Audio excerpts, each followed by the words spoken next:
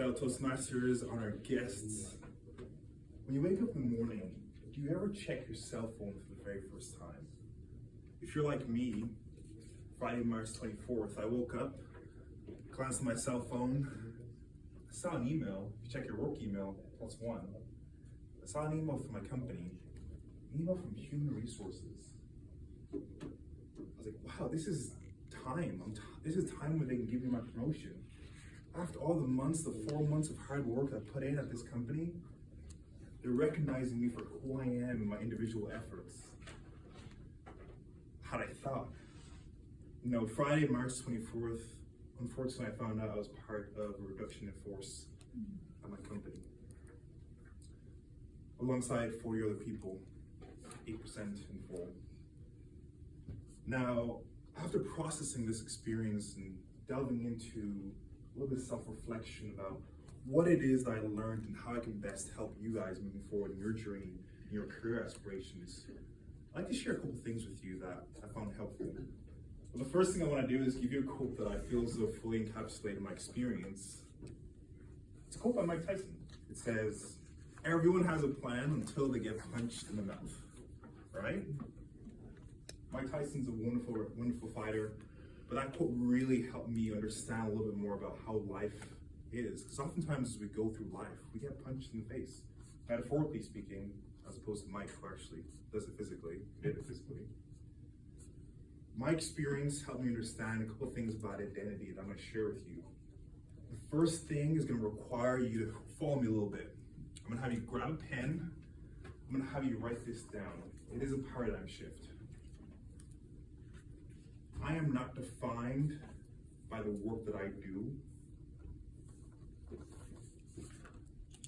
I am not defined by the work that I do,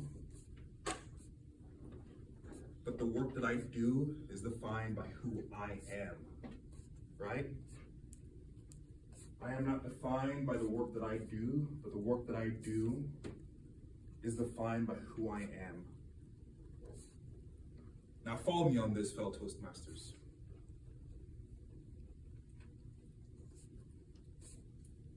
When I talk about being defined by the work that we do, before you become a physician, you are the first type of person that enjoys the physical well-being of others, seeing others thrive with their physical bodies.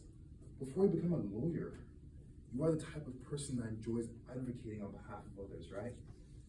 Before you become a leader in an organization, you are the first type of person that enjoys seeing people reach their full potential, or at least I hope you do.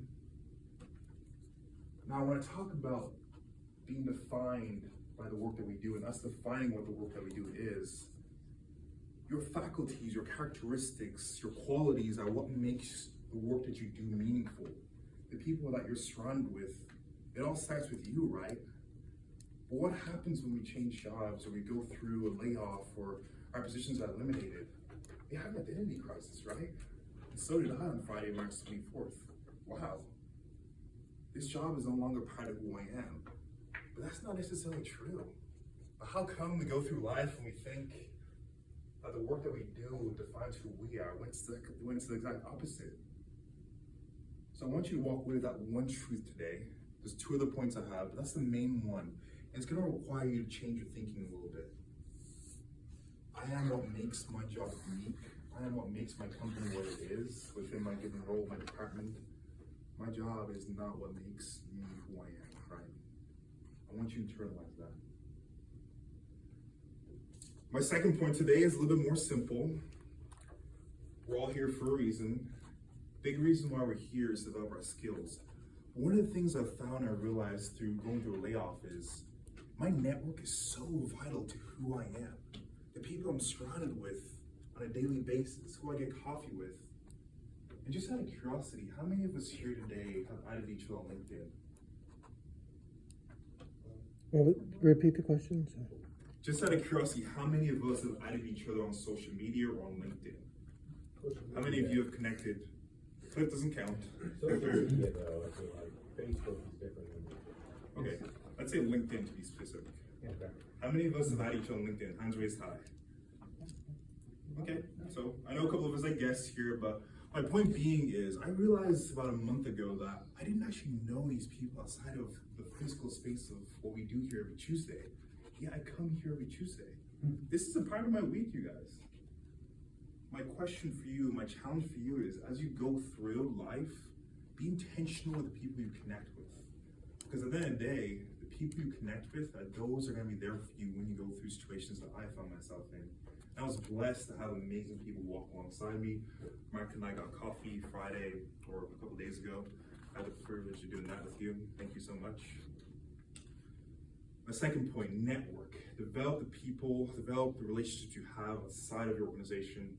Reach out to people, say yes more often. I promise you, the stronger your network, the more you'll be able to rebound, the faster you'll be able to bounce back from setbacks in life when it comes to careers or anything else. My last point is rather simple. Develop your qualities and skills within communication. The reason why I'm up here is because I enjoy communication. I want to be challenged. I challenge you to come up here more often. I'd love to see more people raise their hand and be speakers. I know some guests are coming through the doors, but at the end of the day, interviews are so much easier when we've gone through 63 rounds of table topics. So much easier. Those questions don't faze me anymore as much as they used to. So I've been through table topics, I've been through this process, and I'm focused on developing my skills. Point number 3, develop your communication skills. It's gonna pay you back in the long run. Now to summarize my speech today, I want you to remember 3 points. Point number 1, you are not defined by the work that you do, but the work that you do is defined first by who you are as an individual. Your faculties and qualities, your innate skills that will make your work unique, what make your work special. You are what matters at the end of the day, and everything comes from within. Remember that. Point number 2, develop your network. You're only as strong as the people around you. Internalize that. Remember that. Because I will keep you strong when you go through hard times. And make sure to be there for someone as well. Point number 3, develop your communication skills. That's why we're all here. So I encourage you to write a speech. Thank you, Toastmasters.